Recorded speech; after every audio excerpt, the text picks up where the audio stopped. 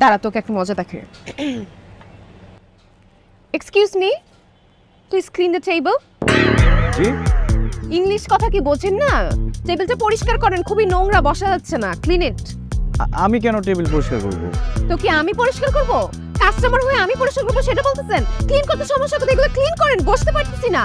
Madam দেখুন, আমি আসলে আপনি রেস্টুরেন্টে যা খুশি তখন সেটা আমার কোনো আসে যায় না। আপনাকে ক্লিন করতে বলছি, ক্লিন করেন। এগুলো ক্লিন করেন, এগুলো সরান, বিরক্ত লাগতেছে। কি দাঁড়ায় আছেন কেন? ক্লিন করেন।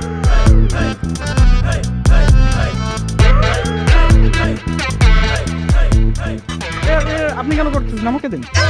কেন উনি করলে সমস্যা কি? না না ম্যাডাম, উনি তো আমাদের রেস্টুরেন্টের কাস্টমার।